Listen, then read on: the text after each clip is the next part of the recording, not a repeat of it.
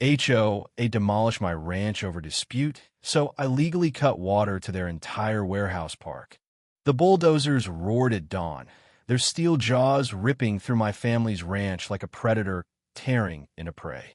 I stood frozen, watching as the legacy my grandparents built acres of vibrant crops, hand-hewn fences, and a century-old barn crumbled under the orders of Karen Whitmore, the HOA president who'd made it her mission to erase us.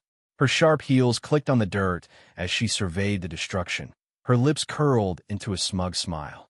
"This is what happens when you defy progress," she'd said, her voice dripping with disdain. The dispute? A single irrigation ditch I'd refused to reroute, one that fed my fields but slightly inconvenienced her shiny new warehouse park. That ditch, she claimed, was an eyesore, a blight on her vision of a modernized community. Now, my land was her battlefield, and she'd brought the war to my doorstep. Karen wasn't just any HOA tyrant. She was a force of nature, cloaked in designer suits and armed with a superiority complex that could choke a room. For months, she'd hounded me with letters, fines, and thinly veiled threats, all because my ditch a lifeline for my crops ran too close to her precious development. I'd inherited this ranch from my grandparents, who'd toiled through droughts and storms to keep it alive. It wasn't just land. It was memory, sweat, and love. But to Karen, it was a problem to be bulldozed. She'd rallied the HOA board, twisted zoning laws, and somehow secured permits to demolish my boundary fence and half my fields, claiming they violated community standards. That morning, as I watched her smirk while my livelihood was crushed, something inside me snapped not into despair, but into resolve. I wasn't alone in my fight, though Karen didn't know it yet. My neighbor, Old Man Jenkins, a grizzled retired lawyer who'd seen every trick in the book, had been watching her reign of terror for years. He'd warned me about her, about how she'd strong-armed others into submission, forcing them to sell their properties or bow to her rules.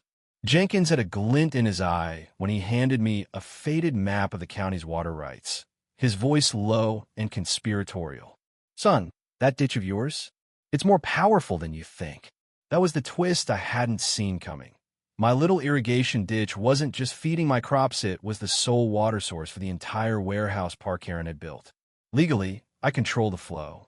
And Karen, in her arrogance, had overlooked it. The truth unfolded like a slow-burning fuse. Jenkins and I pored over documents late into the night, uncovering a century-old water rights agreement tied to my land. My grandparents had secured exclusive control over the aquifer that fed the region, a detail buried in dusty county records. Karen's warehouse park, with its gleaming offices and logistics hubs, relied entirely on my ditch for its water supply. She'd assumed she could bully me into compliance, but she'd miscalculated. I wasn't just a stubborn farmer. I was a man with leverage. Jenkins clapped me on the back, his laugh rough but triumphant. "She's about to learn what happens when you mess with a man's roots." The confrontation came at the next HOA meeting, held in the sterile conference room of Karen's flagship warehouse. She sat at the head of the table, her manicured nails tapping impatiently as she lectured the room about community progress. I waited, heart pounding, until it was my turn to speak. The room fell silent as I stood, holding the water rights agreement like a loaded gun. "Karen," I said, my voice steady, "your warehouses are running on my water, and as of tomorrow, I'm shutting it off legally." Her face froze, the smugness draining away. The board members gasped, their eyes darting between us.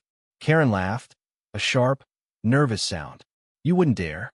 You'll be sued into oblivion." But Jenkins, sitting in the back, stood and dropped the bombshell. "He's within his rights, Karen. You should have read the fine print before you bulldozed his land." What followed was chaos. Karen's composure shattered as she screamed about lawsuits, influence, and her vision. But the law was clear, and her board knew it. The warehouse perk, her crowning achievement, was now at my mercy. I didn't want to destroy her. I just wanted justice.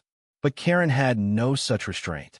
She doubled down, hiring a team of lawyers to challenge the water rights, claiming I was extorting the community. The legal battle was brutal, dragging on for weeks, with Karen's team throwing every tactic they could muster. But Jenkins was a pit bull, dismantling their arguments with decades of expertise. The court ruled in my favor. The water was mine to control. Karen's downfall was as swift as it was poetic. With the water cut off, her warehouse park ground to a halt.